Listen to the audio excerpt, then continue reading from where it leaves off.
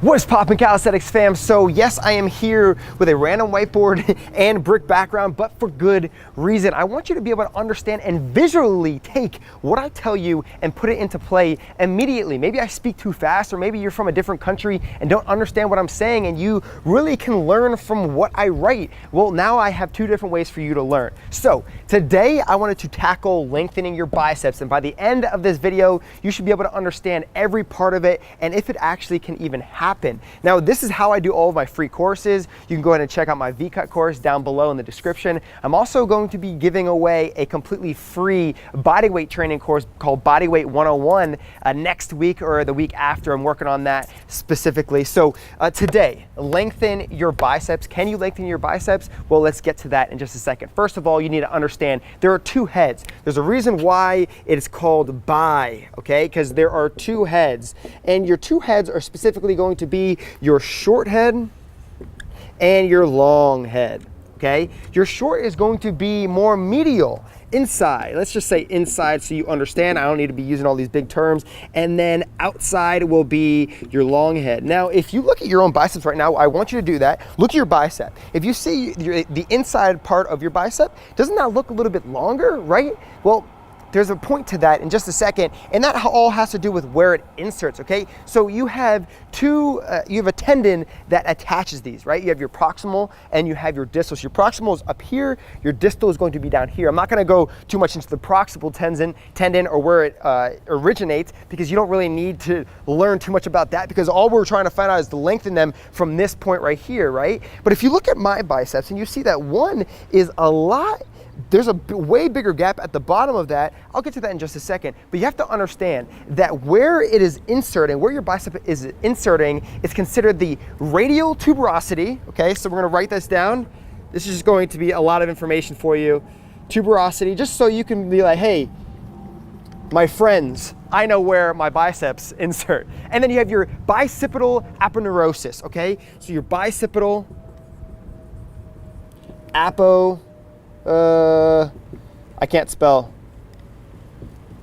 Do not take this. Aponeurosis. Okay, and this, no matter what, it doesn't matter if you train 1,000,000 times a year, it doesn't matter what you're eating, that is going to be your insertion no matter what, which means it is fixed, which means however your biceps are, wherever they're inserting, it's going to be there forever. That's just how it works. Now, if you tear something, yes, sometimes your bicep will get even shorter. I did not tear something in my biceps. A lot of people ask me that question all the time. But the fact of the matter is, can you legitimately lengthen your biceps? No, you cannot increase the length of where it inserts. And that's the thing that people get a lot wrong all the time. Now, there are different things that you could be doing, and I'll get into that in just one second. But first thing I want you to understand is the actions of the specific biceps, because if you don't know how to work them correctly, then you won't even be able to build size. You won't even be able to make them appear like they are lengthened, right? So your actions of the biceps are going to be, flexion and supination, okay? And so you understand what flexion and supination are. You guys already know what flexion is, right? So if you take a bicep curl or whatever and you're doing flexion, this is going to be flexion here. And if you're doing supination, you're in a pronated position, it's here, right? So anytime you go like this, you're gonna be working your bicep.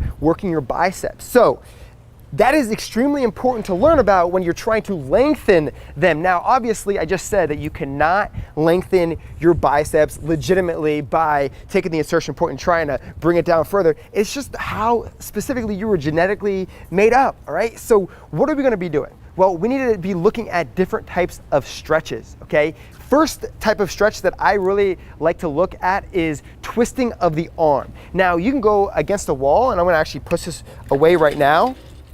You can go against the wall, okay? And you're in this position here. Oh my gosh, she's about to run into a car. My wife was about to run into a car. So you go against the wall right here, keep that chin tucked here, your butt on the back as well. And all you're gonna be doing is from this pronated position, you're going to supinate as much as possible and really feel that stretch. So when you supinate, you can even bring your arm down a little bit, and this will help the stretch, or even higher. The higher you go, you will feel a nice stretch. So stretching will actually help lengthen the bicep specifically, because remember, it can be extremely tight, and that's why it's not looking as lengthy as it can. Now there's another one that you could be doing. You can go on the wall and put your hand here right behind you posteriorly, and you can just bend down and lean forward, or you can find a table and do the same stretch. But there's many different exercises that you could be doing to really try and lengthen. I'm gonna keep on saying quote unquote lengthen, because that's what you're really trying to figure out, right? But we all know that it's already fixed. You can't really lengthen the actual insertion of that. So different stretches will definitely help that tension in that area and really stretch it out, which will help look or appear lengthened.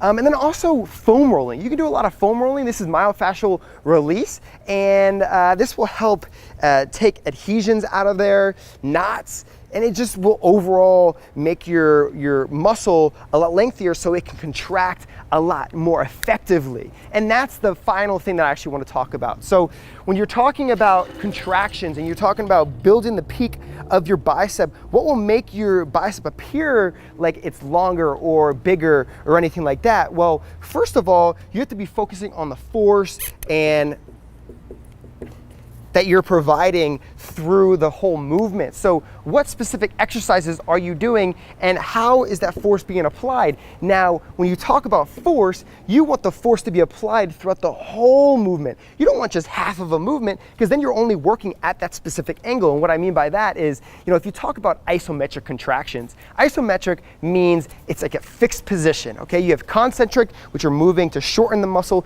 You have eccentric, that is lengthening the muscle. Now, if you're isometrically contracting at this fixed position, you will only get stronger at this position. You will only be able to build the muscle at this position. Now, in order to make sure you're exerting maximal force throughout the whole movement, you have to do specific exercises that will lengthen the movement and go through the entire one. Now, if you're cheating, and let's just say you're doing bicep curls and you're only going to here, you're only working this part of the bicep. Now, if you're in full complete flexion of that elbow joint and then full extension, now you're getting that full amount of force that is required for it to be effective and efficient for your results. So when we talk about lengthening the biceps, I want to give you one exercise that will specifically help you, bodyweight training only, because like I said, resistance is resistance. Doesn't matter if you're using weights, doesn't matter if you're using your own body weight. Increasing variation will help you build the muscles that you want, and of course the diet and the nutrition that you're putting into play, okay? So when we talk about bicep headbangers, and the reason why I'm writing this right now is so that you can write it down for yourself and go to the park and do it. So you remember, bicep headbanger, not on a pull-up bar, but on dip bars. This is one of the movements that I do in all of my programs. Bicep headbangers on the dip bars. Now, how do you specifically do this? Well, all I want you to do is go to some type of dip bar, okay? And all you're going to do is bend your knees, come under the movement, and you're just gonna grab supinated, because remember, if you're in a supinated position, a lot more bicep will be worked, okay? And all you're gonna do is come to your your forehead right here, and come all the way back. Full extension of that elbow joint. You're gonna come in again, flex, tighten up as much as possible, and then all the way out, okay? Now what this is going to do is, again, it will work your muscle from that all the way extended position of that elbow joint to the full flexion of the elbow joint, working your bicep in full, which will help the peak, what it looks like. And the peak, everybody talks about peak, it'll build the muscle, lean muscle, and increase size, hypertrophy. Now, what type of repetition should you be doing? I'm generally going to be saying anywhere from 8 to 12 reps with about a 45-second rest period, okay? So 8 to 12 repetitions, 45-second rest period. And with this, and doing about 4 sets, we wanna have higher volume. Remember, bodyweight training, we need higher volume in order to see the effectiveness being done. Right here will be your first step to lengthening your biceps. So with all this information that I gave you, understanding where your biceps are origin is and insertion is, you have everything you need to know from exercise, the reps, the sets, and everything else that I specifically talked about to lengthen your biceps and get the results that you want in that specific area. Now remember to be eating correctly. Do not play around with your diet. It will show in the results on your body. If you're not seeing a lot of incredible results, it's most likely diet related, or you're not progressing correctly. So hopefully you enjoyed this video. Hopefully you enjoyed like the spot that I'm in right now. So weird, but next time maybe we'll go into Hollywood, or maybe we'll go onto the Venice boardwalk and have other people coming right on the board with us. But again, hopefully you enjoyed. Give me a thumbs up if you did. Come back for more. We're gonna be doing this way more often. Thanks for tuning in. Subscribe if you haven't already. Give me a thumbs up, and I'll talk to you soon.